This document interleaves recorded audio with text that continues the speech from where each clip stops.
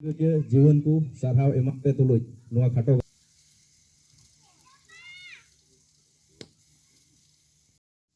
कमिया को दिशा कमान force rain मांग rain साराव पे कना एंते इन Bukan yang kaya, yang dia.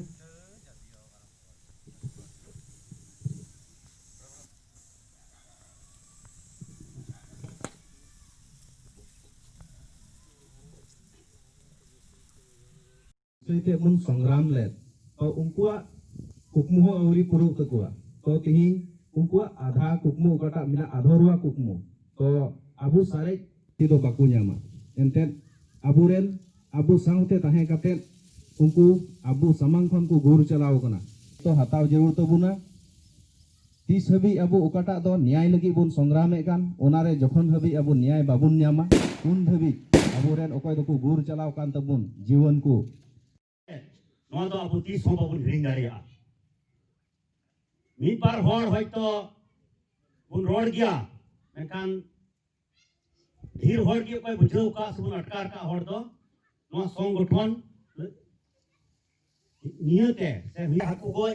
रकोय हलांग से सहान न्याम हो बाबुन सेन दाड़िया कान ताहेन तो नुंका ना हालत खन तेज अबु नुकु अंडरग्राउंड संगठन रेन अबु को बांचाव का ओना इयते नुकु दो अबु सिविल सोसाइटी रेन होड़ बुद्धिजीवी महाशय को अबु नुकु सिलुट इमा को जरूरा सम्मान इमा को जरूर बुन ओना अबु तीन हबी बाबुन अदया उन हबी अबुरेन ओकय दको गुर चलाओ कान जीवन को आकवा अंतर आत्मा रे अडी शांति दो बाकु न्याम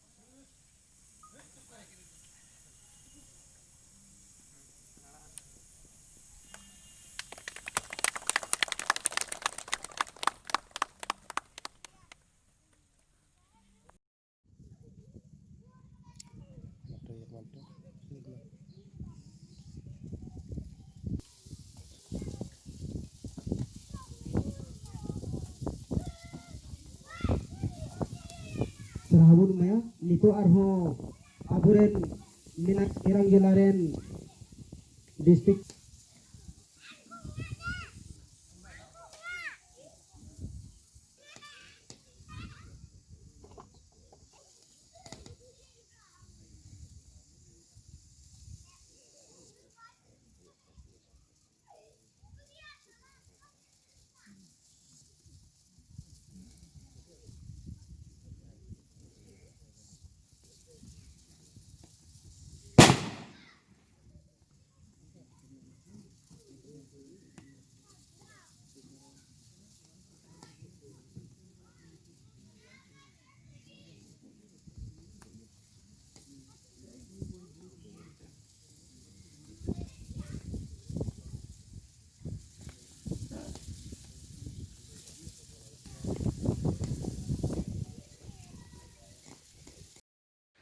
আজিৰ দিনটোত মই এইটোৱেই ক'ম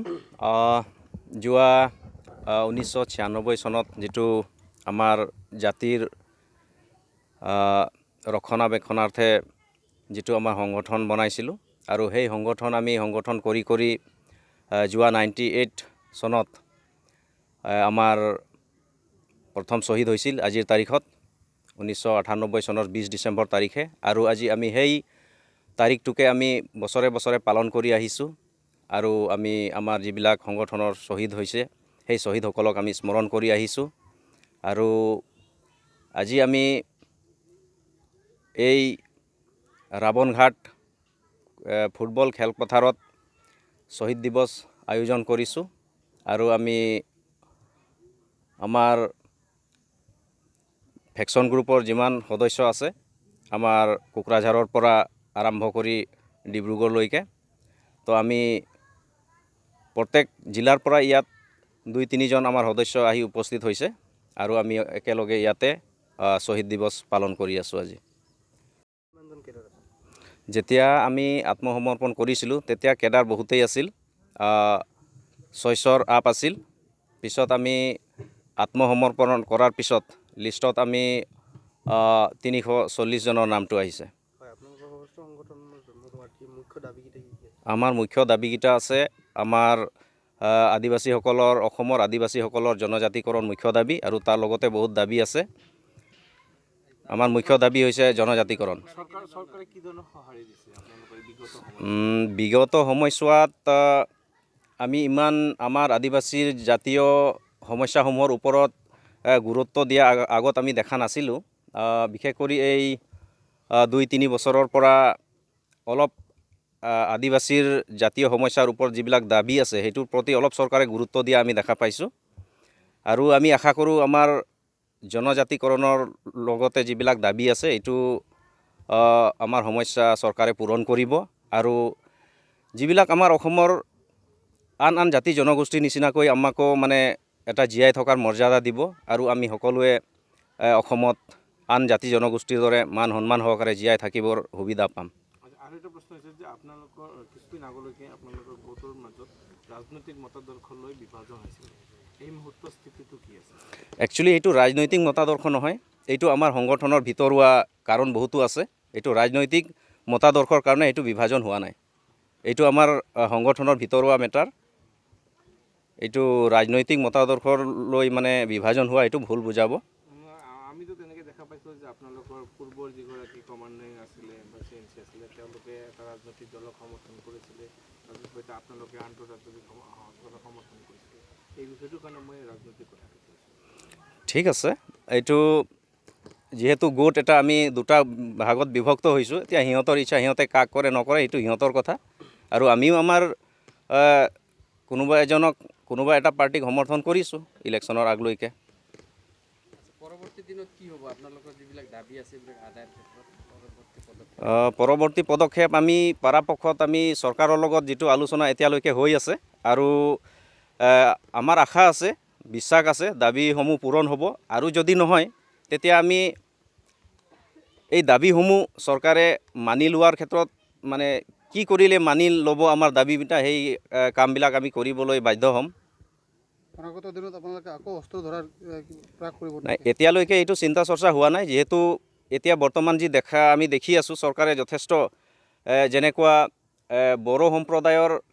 যিবিলাক সংগঠন আছিল সিহঁতক মানে পুনৰ সংস্থাপন দিছে বা সিহঁতৰ দাবীৰ ওপৰত আলোচনা কৰি কিবা এটা মিলাই লৈছে। তো সেই তেনেকুৱাই আমাৰ জাতিৰ ওপৰতো আমাৰ আদিবাসী জাতিৰ ওপৰত আলোচনা কৰি চৰকাৰে কিবা এটা মীমাংসা কৰিব, এইটো আমাৰ বিশ্বাস আছে।